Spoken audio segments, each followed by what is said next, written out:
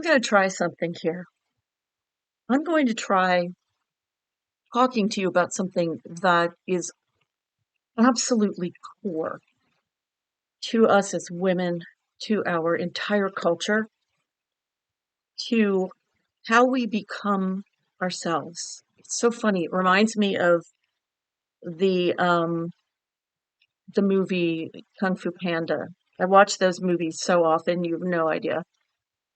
I think they're powerful, incredibly sweet, for many, many reasons. I think they're profound. I find a lot of insight and self reflection and freedom kinds of thinking in movies like that, that are about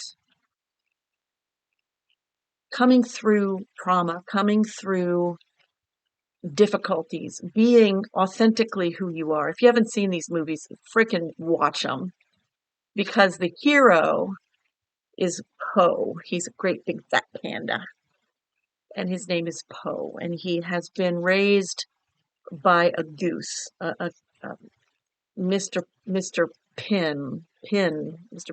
Anyway, he has a noodle shop, a noodle soup shop in town. It's the only one in town. And way up the hill is this incredible place where the Furious Five have been trained in Kung Fu. And Po doesn't want to be a soup guy. He wants to be a Kung Fu guy. If you wonder what that, oh, that's very interesting.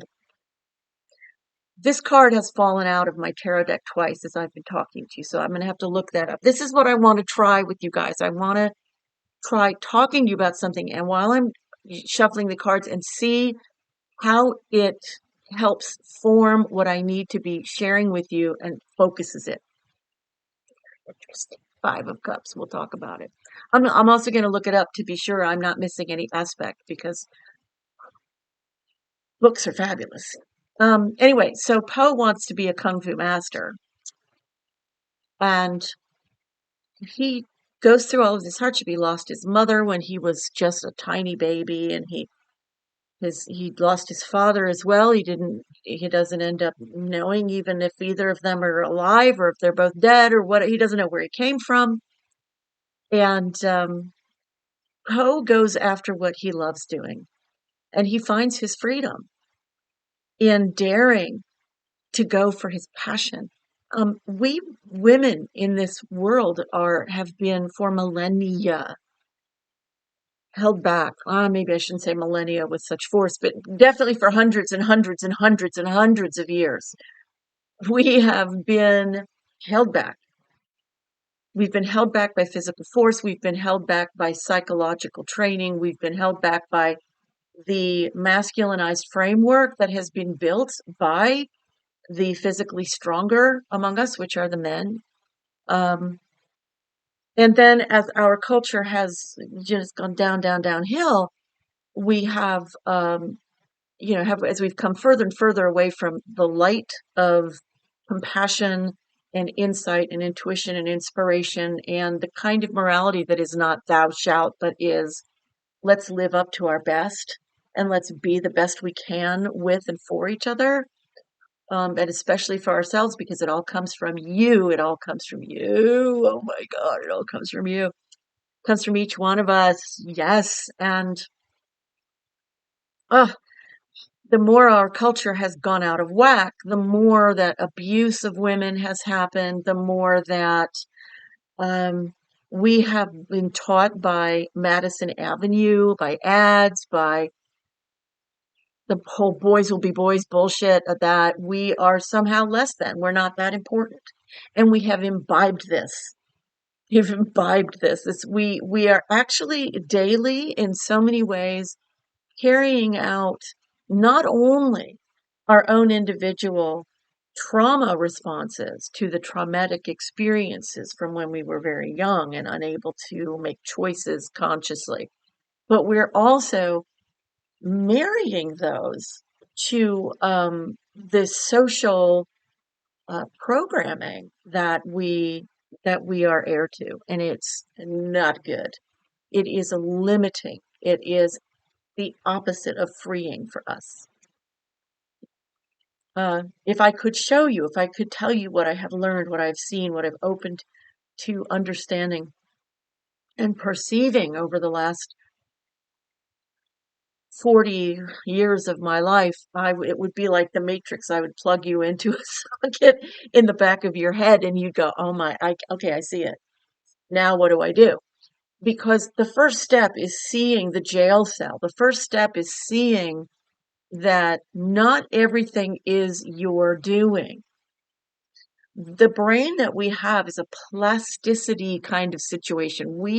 There is a study, neuroplasticity, and it has to do with how you can literally change your mind. Not just do I want, okay, I'm going to go for chocolate instead of vanilla, but how you can literally change your brain, change your mind, change your core reactions, right? Not your responses, not like, what do I choose to say as a response to? What do I choose to say after I've reacted to something and I either want to protect myself or I want to fight back or, like, but where we can get to where the reaction is and we can shift the nature of the reaction. Now that's healing. That's serious healing. And it requires a feminine approach. It requires an allowing. It requires a softening. It requires so many things that we are not used to doing. Like this card, the Five of Cups. If you look at it and look at it from a real specific point of view, you see that this person is turned away from the two cups that are actually upright and presumably filled with something. Something's in there, I like to think, and is actually looking at the three cups that have spilled. And this is what we do. This is what we do, thinking that this is how we heal as women. And I just had a long conversation with my therapist, actually, where we were talking about how important it is to look at those cups. It is really important to look at what was poured into those cups, because when you see it, when you understand it, not just here, but here, then you start to expand your vision of who you are. You start to thaw. We're very frozen with our pain because we're afraid of it. We don't know really what it is. Like we don't know what it is in a feeling sense, and so we're pretty frozen with. I know I call it shame, or I call it um, unworthiness, or I call it, put a name in there. And so we call it that and we go, that's enough. Now I know what it is. I've got to stop doing that. But that's the masculine. The masculine is, no, I don't want this. I choose this. The masculine is very goal oriented and it's very step by step oriented. And we need it for certain things. But when it comes to working with our emotional bodies, we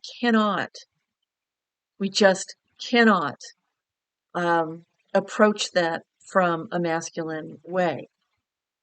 I have my traumas that have caused me to seize up to when I'm in a situation that reminds me of it, or that, and I'm not talking about one specific thing, and I'm talking about when you feel threatened, right? Or I'm talking about when I feel threatened by something, or when something doesn't go the way that I thought it would go. It goes really off the rails, and then I'm terrified because I did something that I didn't intend. And that makes me feel like, oh my God, I can't trust myself, right? And the fact is that if I have the courage to slow down, another feminine thing, right? Because birth doesn't happen in one moment, it happens over time. Um, process is feminine, goal is masculine. right? The cross, yeah. Yeah. The male is this and the female is this. And we need the balance. And for millennia, we've had only this in our social setups. And now, as we have come increasingly since the 60s, 70s, 80s into today, where we have begun to, and I say begun because even with that 50 or however many years it is, it is 60, it still needs so much unwrapping into the awareness of what we need to do to heal emotionally. We have not included the feminine in that. When we can do that, and I'm not talking like an on and off switch where, okay, now I'm doing feminine. I'm talking about bringing feminine aspects into our healing, the willingness to do what we are shamed for, which is feeling. Feeling is, we're not supposed to do that. We're supposed to fix. And, the idea of doing therapy or the idea of healing does imply fixing something, right? But we have to be able to stand here like this guy, presumably a guy. I don't actually know now that I think about it, but we have to be able to be like this guy and we have to be able to look at what hurts. We have to be able to feel what hurts, not just know it. We have to be able to sort of taste it. Yeah? We have to taste it. We have to breathe. It's very much a paradigm shift. Very much a paradigm shift. If you want to really lead people, which is what I feel called and pulled to do in the ways that I can. I'm not saying be a leader of the free world. This is not what I'm talking about. But every woman is a leader of her own life.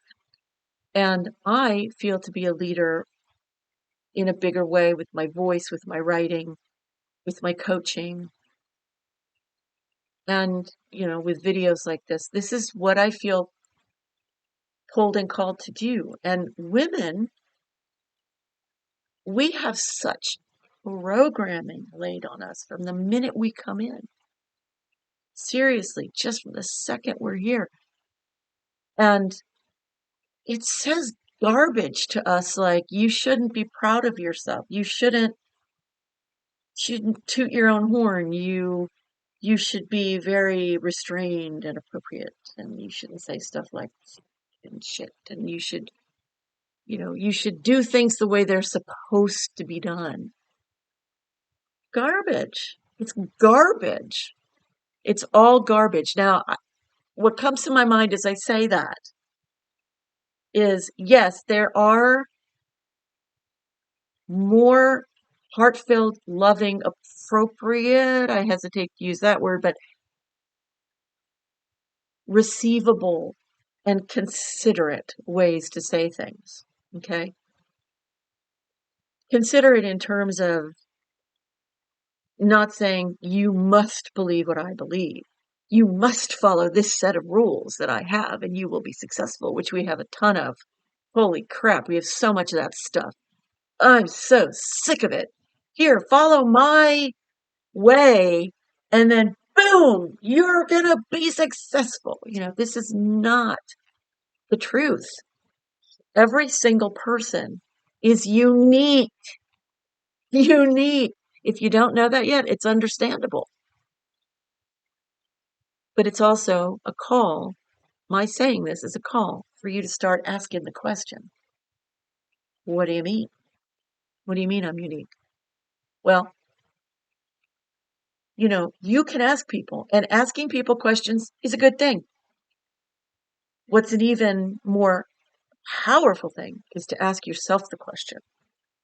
Ask yourself all those questions. This is what I did for 30 years on my spiritual path until I finally got an answer. What was the question? Question was, what is the truth that applies to everybody, no matter what they believe, no matter who they are, no matter whether they ever know it or not.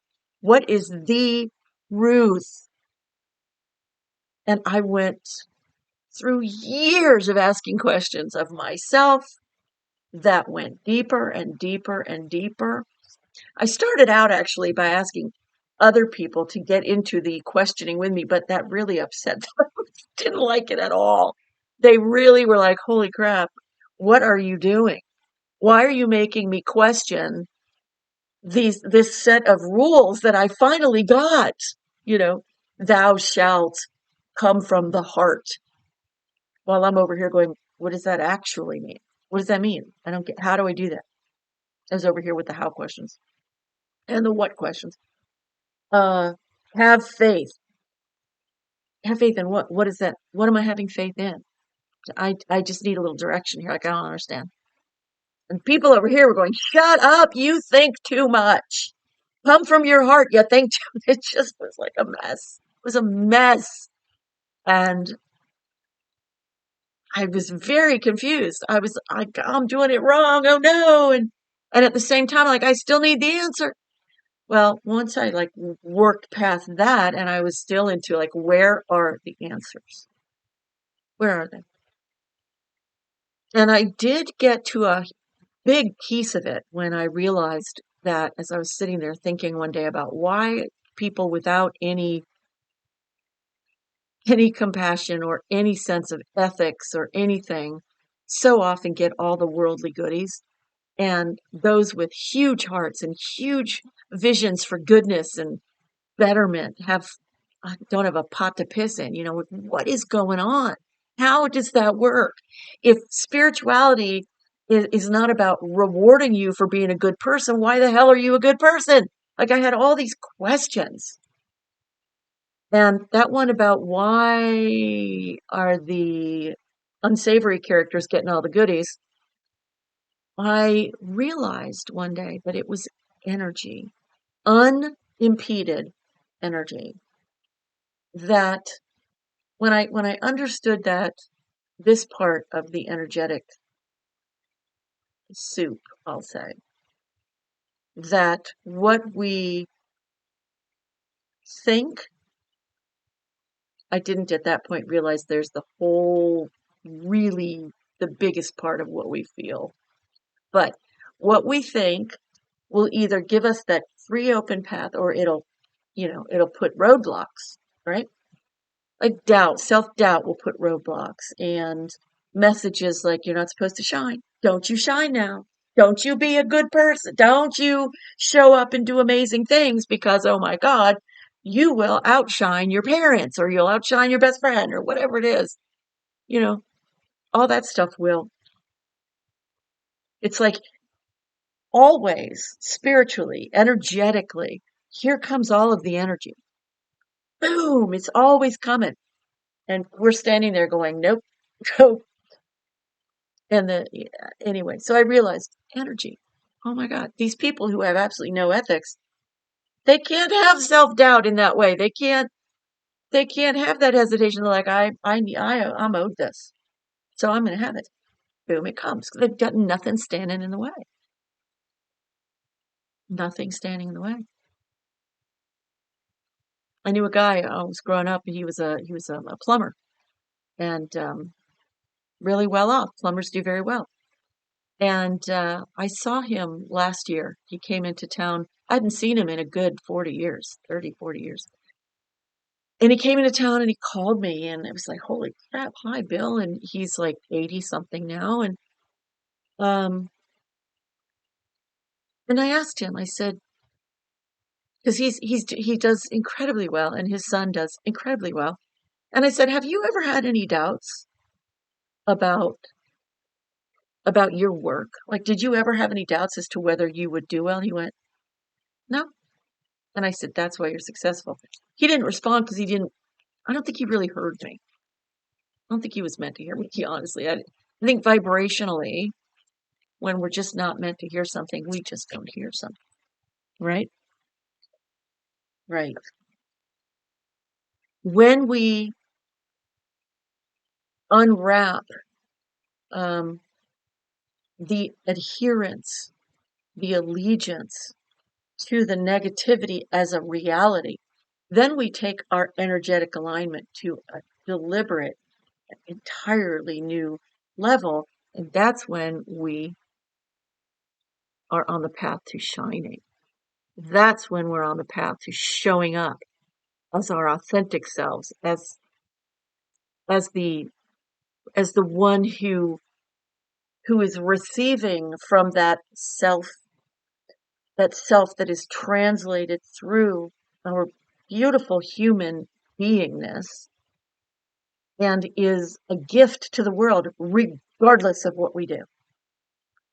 You may adore being a mom. That may be your calling. You want to be a mom. You want to give to children and you want to raise your children. And, you know, that has like a top on it. Your kids will grow up and they will leave. But your gift to the world is your mother essence. Yesterday I was in the store.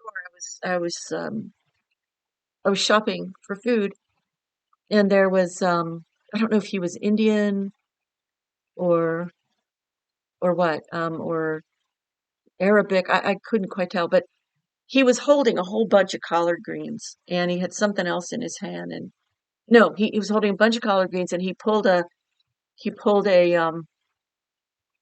plastic bag off, and I knew he was never going to get that thing open with one hand. It wasn't going to happen. And so I was looking at him, and I was thinking, hmm, should I go over and help that guy? Like, should I do that?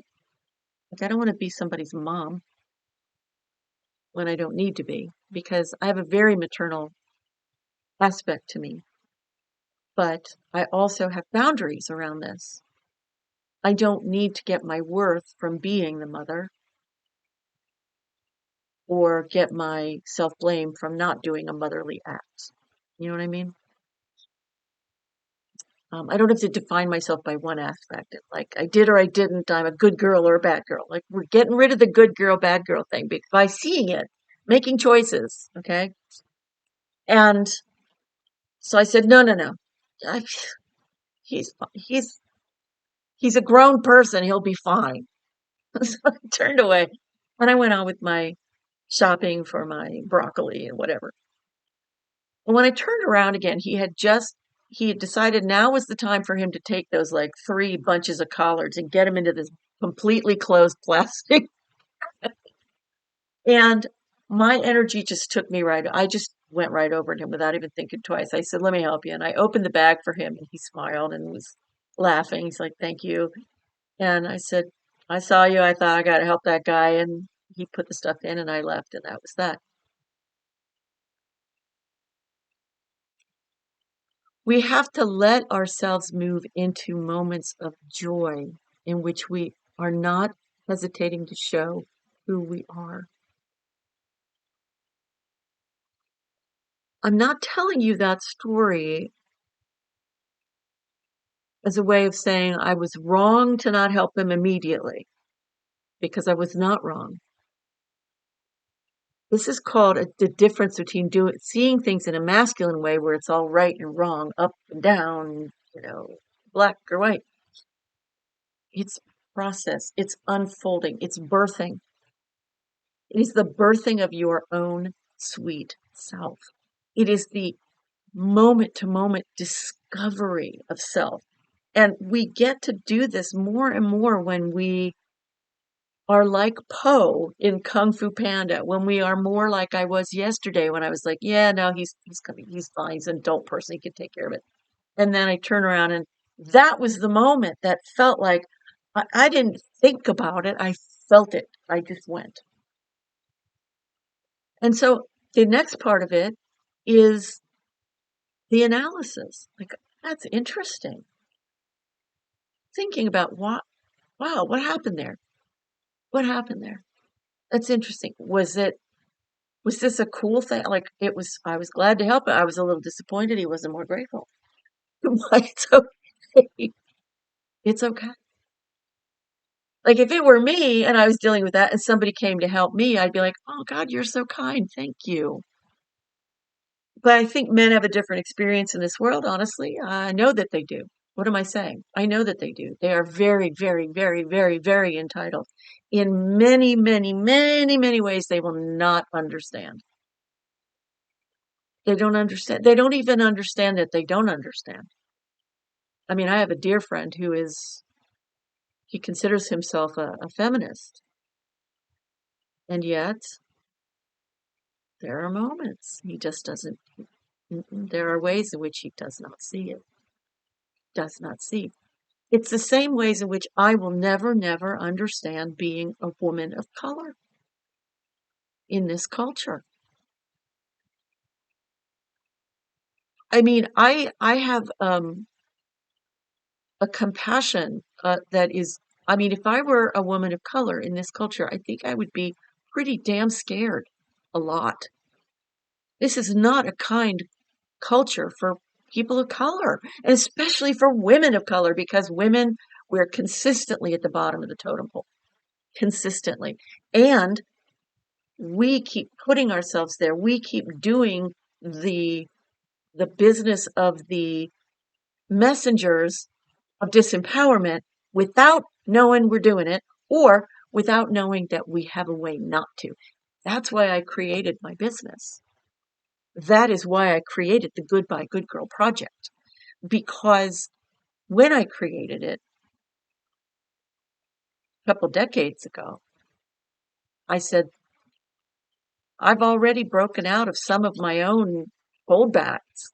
I've already done this. So I know this is the right path. And I'm so exercised by the fact that I've known so many freaking amazing women who, I've got cards falling out everywhere. Cards falling out everywhere.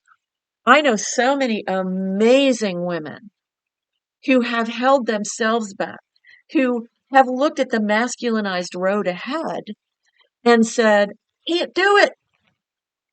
I can't do it. I don't know how to do it. I can't do it. And the reason they can't do it or don't know how to do it, they are not included. And I'm not talking about women not being allowed into businesses, that kind of thing. I'm talking about who we are, how we exist. We are emotion based. All humans are emotion based. Every last one. Women, we are socialized this way, and we get a ton of nourishment from sharing our emotions. We get life. We get reflection. We get insight into who we're going to be and who we can be and who we frickin' are when we talk with other people. It's why I created this thing I want to invite you to check out called The Circle, where women who are in business and who are leaders of their lives, leaders of a business, entrepreneurs, um, women in corporations who are like, this is bullshit. I want to find my own way. Let's go. Let's go. All right. So listen, these two cards came out as I was talking about all this, and this is really fascinating. So this card came out first. This is the Five of Wands. Wands has to do with who you are, with what you do in life, and how you express yourself, like how you be in your world, career, um, and self, like and these you can tell these people they're fighting, and that's what we do. We fight ourselves all the time. We're pushing down. We're consistently pushing down who we are, and this means that we are never, ever, ever in the room. We're never in the room. What the hell? That's insane. That's insane. When I tell you some of the things that you don't know about ways in which this shifts you, and I'll tell you how you can start. There's an amazing, amazing 45-minute documentary. It's not depressing. It's not one of these things where you're like, okay, no, I feel really awful. No, it's enlightening. It's like, holy crap, I don't have to subscribe to that nonsense anymore. It's on YouTube right now. It seems to travel around between YouTube and I don't know other online video places, but it's called Killing Us Softly 4 because there were four of the Killing Us Softly movies made by this amazing woman named Jean Kilbourne, and I highly recommend that you go watch this video. I will put the link in the about section or something, where I'll make it available for you somewhere within this whole thing. When I saw this, when it first came out in 2010, and I don't remember where I saw it, but uh, I saw it and it freed me in some kind of really vast internal way because all this time I'd been doing all this internal work to free myself uh from my issues. You've got issues. I got issues. Come on, everybody's got issues. I just thought everything that I was not doing for myself was my fault, my issues. Why can't I do better? I mean, this is a very common thing for people to start doing, for women to start doing in their 20s and 30s is, oh crap, it's me, like I'm messing this up. Especially the smarter you are and the more educated you are and the more introspective you are, the more you go, well, shit, I got all that going on. How come I can't get this together? You beat up on yourself really effectively. Just saying. I think I might have a few PhDs in that beating up on myself thing, and I've been ripping them up over the years. Almost I'm almost to the last few, so I'm like, keep that shit going. Um, so this internal thing, when we look and see, oh God, something's wrong, we beat the crap out of ourselves. But that's not our only option. I want you to look at this film because it shows you how you've been brainwashed. It shows you how all of the issues you really do have, all of the trauma responses and things like that that you honestly do um, have been turned against you by a brainwashing mindset of supposed tos. Supposed tos. You're supposed to be white. You're supposed to be young. You're supposed to be thin. You're supposed to be sexy. You're supposed to, you're supposed to. Completely ignoring the fact that no matter who the hell you are you're an incredible creation. You are an energetic powerhouse. You are a thing of beauty. It doesn't matter. It doesn't matter if you are like this guy I saw at a fair in Kentucky. I swear I thought I was in a movie. This kid was clearly, he's probably 22 or something. Inbreeding is real. It's real. It happens. I'm not trying to be funny here at all. This guy was clearly inbred and didn't have much going on. And still, guess what?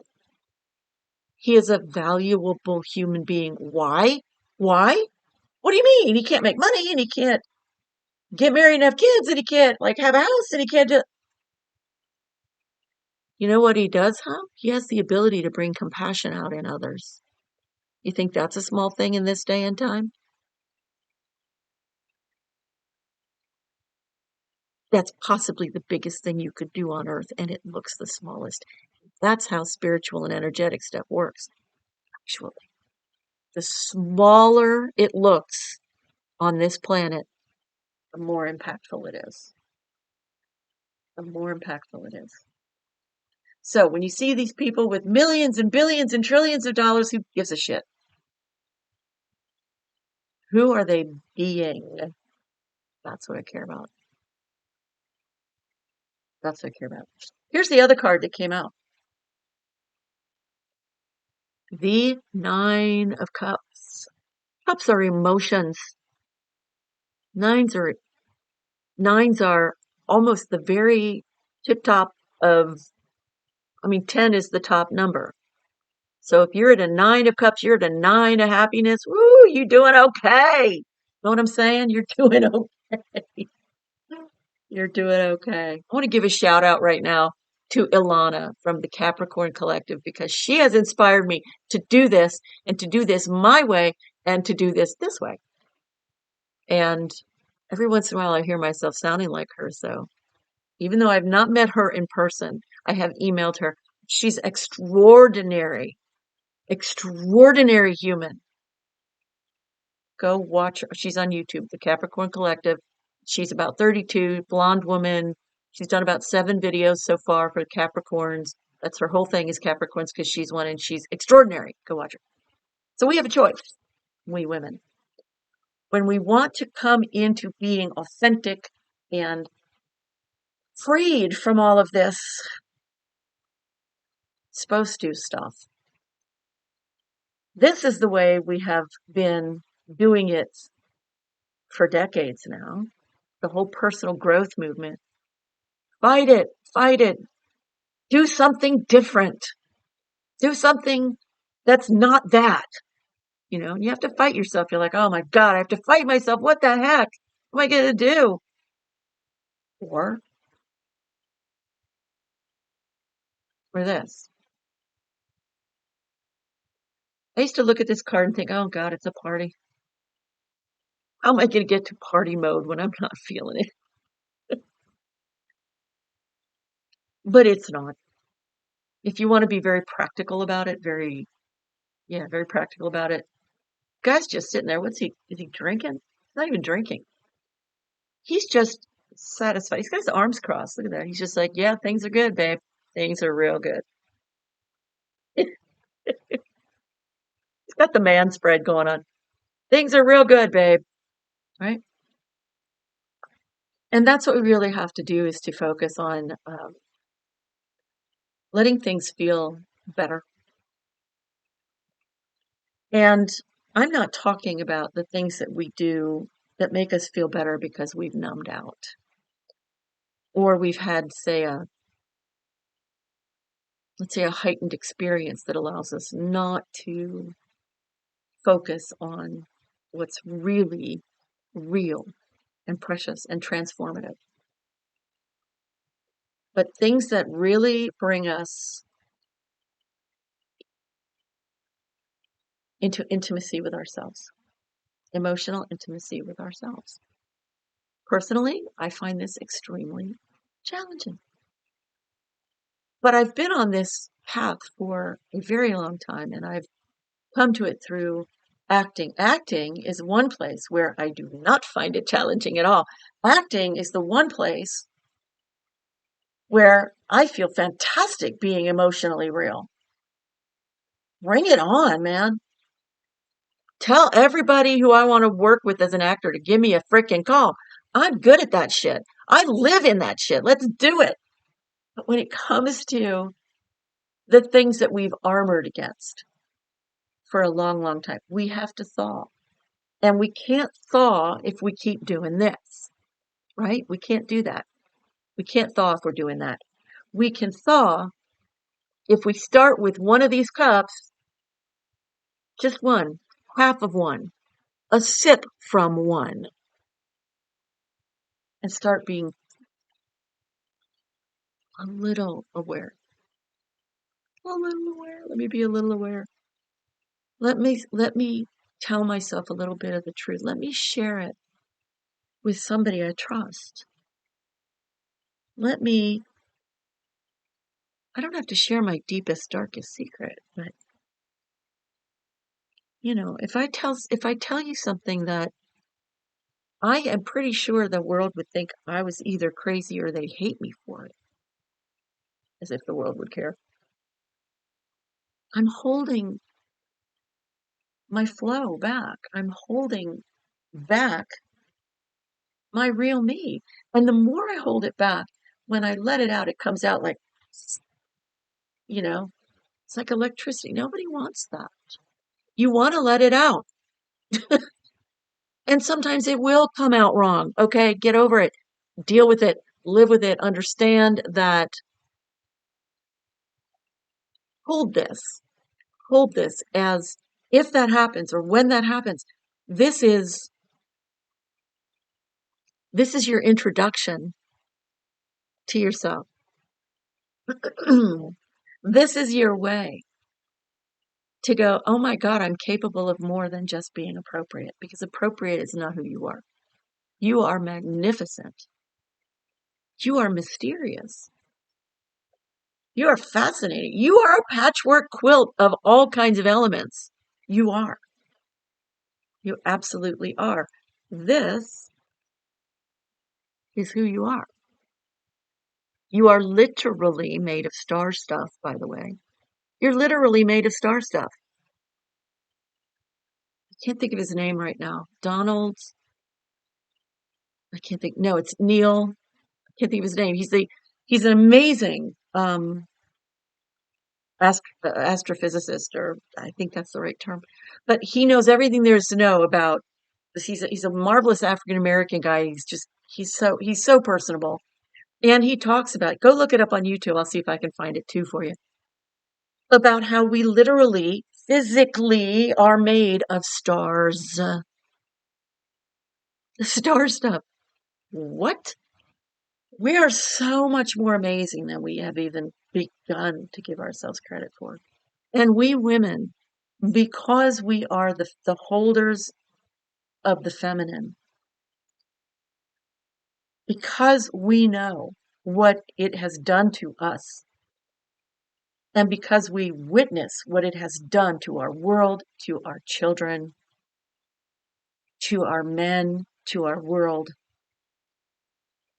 to be without it, to have a masculinized world that has no balance of masculine and feminine in its structures, in its systems, in its behaviors, in its humor. We are the ones who are set to practice the feminine, to dare to thaw, and to dare to do it together. I want to invite you to check out what I'm doing with the circle. I don't think women thrive all by themselves.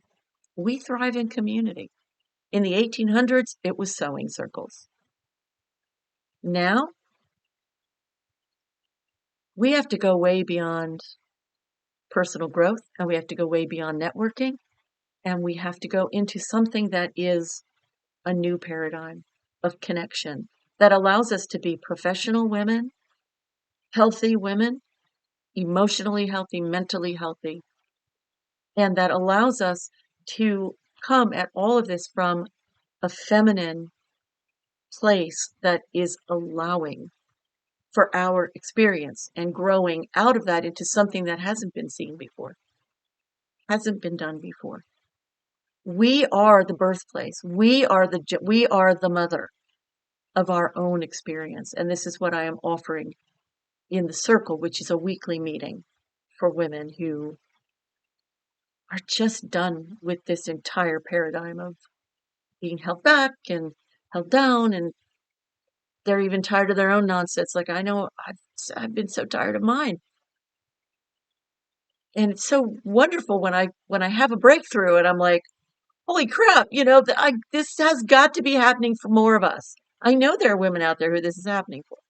And so we have to come back and help each other. We have to come back in a circle, hold hands metaphysically, metaphorically, through Zoom, um, and come to the understanding of what really creates healing, what really creates growth, what really it is to be a healthy woman, creating a whole new paradigm of being in the room, and not only being in the room, but creating the damn room. Because we don't push out the masculine. We understand the use of masculine. We speak masculine, right? We speak male. Male and masculine do not speak feminine. So we are going to be the example. We're going to be the example of what it all is. And the only way to do that is together and with conversations that I will facilitate, talks, outside speakers, and then what we used to call networking. I think we'll just call it gathering, to talk about the work that we do, talk about what are we loving, what are we wanting to do, what are we hating, what are we wishing we could do differently. And in this way, we create relationships where we know who each other is and we know what each other does and why, and it becomes an organic business and personal 360 orb like birthing of relationship in ways that have not been done before. And we all benefit. What a concept. So I'm going to put the page for you to go read about. I'm going to put the page below and come read about it. It starts very soon. And it would be incredible to watch you blossom, to watch me blossom, to watch all of the magic that's going to happen that we can't even foresee. How utterly cool is this going to be? In the meantime, you have a couple of things to do. You got to go watch the Kung Fu Panda movies. And then you've got to go watch the Killing Us Softly 4 movie. And and then something that the nurse practitioner revealed to me yesterday is this incredible book called Menopocalypse. Go read the book Menopocalypse. And if you connect with her or talk to her, tell her I sent you, because I want to talk to her too. Maybe I'll get her on the circle. All right. Be well. Have love, have moxie, and know who the heck you are. See you soon.